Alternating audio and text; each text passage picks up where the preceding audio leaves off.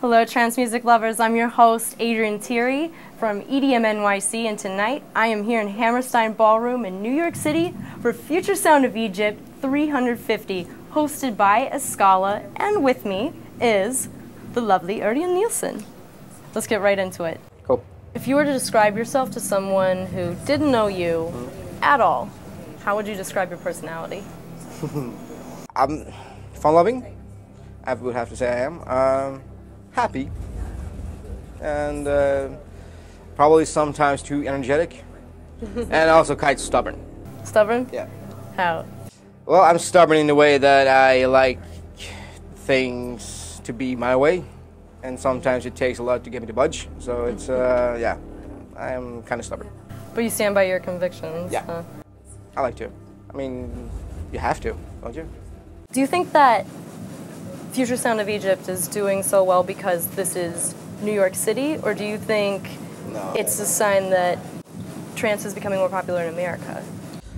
Well, I think trance has always been popular in America. I think you just need to have, like, what you're doing here is you have special nights like Future Sound of Egypt, and you get all the trance fans together, because there is a lot more than you think. So it's, and obviously trance has always been kind of popular, just not mainstream popular. Yeah. So it's still a huge underground scene, and it's still, people are really into it, and you can see it by tonight. I mean, for anybody who says that trance is dead, yeah, take a look out there.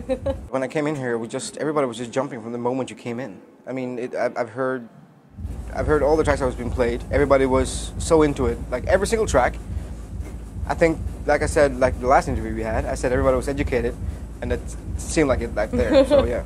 There are a lot of, I guess, old school trance fans, though, who are upset that trance is no longer pure, now it's trouse and it's not trance. Well, what do you have to say to that? Trance has never been pure. Trance has never been pure. The best DJs from back in the early 90s and late 90s, they played everything from techno to house to trance. What trance guys, basically what the trance family was all about was being open-minded. And there are some of the trance family that's not. And that's something for me that is really strange, because we were the guys who loved every single music. We could listen to Carl Cox, to Tiesto, to Armin, to Roger Sanchez, to everything, and keep an open mind and not complain about it. And that's sort of like the charm of the trance family. Yeah. So some of that has gone lost because they think something is not pure. That you shouldn't call anything pure. I mean, some guy did it in the 1940s. He didn't get too popular, so yeah. Finish the following phrase. What the trance scene really needs right now is... more diversity. Obviously, trance fans love their trance. For people outside of trance, though, what's the one thing that you wish they could understand about trance? I would like to see a little bit into the depth of it, because obviously there are so many things within a trance track that gets lost in translation, because if you are a geek, when it comes to trance, there are so many elements, so many details that you might not hear if you just have if you don't listen to it properly. So there's so many small details and techniques in trance track which get lost for usually the main audience. So, and that's probably some of the things that the trance family knows the best, how to actually enjoy those minor details which happens in the track. Have you seen the movie Back to the Future? Yeah, all of them. Yeah. Good. Then you'll understand my next question. Let's say Doc shows up and you can have his time machine. Yay! Yeah. But it can only go back in time to previous nightclubs, parties, festivals, tours, you name it. So, where would you go back in time? Inner City 98, in Amsterdam. Wow, you didn't even have to think. You've thought about that before. Yeah. Where else would you go?